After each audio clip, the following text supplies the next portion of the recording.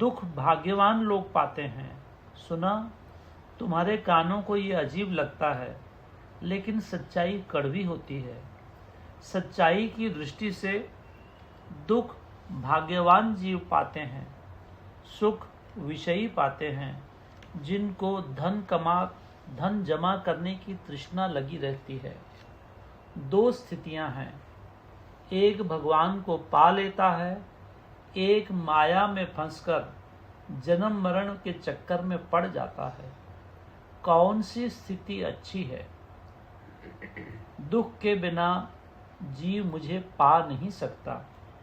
यदि तुम्हें दुख नहीं मिल रहे हैं तो समझो अभी मेरी पूर्ण दया नहीं हो रही है, तुम्हारे कर्म पूरे नहीं हो रहे हैं। जब तक तुम्हारे कर्म पूरे नहीं होंगे तुम मुझ आदि अनादि शक्ति में विलीन नहीं हो सकते। सुख फसाद की जड़ है। धन दौलत जमा करने से जीव माया में फंस जाता है, उसका मन दमड़ी गिनने में लग जाता है, रचना में ही पड़ा रहता है। रचना की जहर उसको अमृत करके लगती है, वो उसको स्वाद देती है, उस कुत्ते की तरह जो हड्डी चबाते हुए अपनी जबान का ही खून चूसता है और उसको अधिक स्वाद आता है और जोर से चबाता है, उसको अपना ही खून मिलता है। ऐसे ही विषयी आदमी माया में पड़कर मायावश और जोर लगाता है और अपनी ही हानि करता है, अपना गला अपने हाथ से घोंट लेता है। सच्चाई सदा कड़वी लगती है, झूठ मीठा होता है। दुख में सच्चाई है, सुख में झूठ है। दुख कड़वा लगता है, कर्म भोग कड़वा लगता है। कर्म भोग से बचे हुए हैं तो अच्छा लगता है, लेकिन कर्म भोग जब तक पूरे नहीं होंगे तब तक वो बोझा सिर से उतरेगा नहीं। कर्म भोग से जीव निर्मल होता है, कर्म भोग से जीव की चित्त शुद्धि होती है, कर्म भोग से जीव का जन्म जन्मांतर का बोझा हल्का होता है। कर्म भोग से कभी डरना नहीं चाहिए। माँ को पाना है, माँ को पाने के लिए निकले हैं तो कर्म भोग से डरो नहीं। कर्म भोग ही तुम्हें माँ की गोद तक पहुँचाएंगे। ये जो कुछ मैंने बताया है ये सच्चाई का सार है। भूल कर भी इधर उधर मत देखो।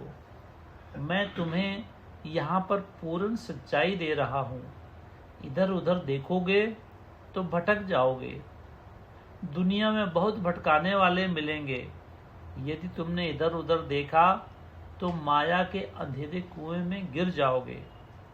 मैं यहाँ से पूर्ण सच्चाई दे रहा हूँ तुम्हें पूर्ण बनाने के लिए। बीच में भटकाने वाले भी आएंगे। यदि तुमने पूर्ण माँ को छोड़कर इधर उधर देखा तो भटक जाओगे। ये जिम्मेदारी तुम्हारे ऊपर है। एक मैं ही पूर्ण हूँ। मैं एक पूर्ण हूँ और मेरा रास्ता भी पूर्ण है। जो इसको छोड़कर खेल तमाशे में लग जाता है वो अंधेरे कुएं में गिर जाता है। कोई मेरे हुक्म को तोड़ नहीं सकता। किसी की फजूल बातों में आओ नहीं। संसार में किसी में दम नहीं है मेरे हुक्म को तोड़ने का। जो कुछ होता है एक मेरी इच्छा से होता है, मेरे हुक्म से होता है। जो मेरे हुक्म में रहता है वो पार हो जाता है। जो मेरे हुक्म से इधर उधर होता है खेल तमाशे में पड़ जाता है, रिद्धियों सिद्धियों में पड़ जाता है, वो अंधेरे कुएं में जाता है। मैं ही तुम्हारी सच्ची माँ हूँ। मैं ही तुम्हारी सच्ची हितैषी हूँ।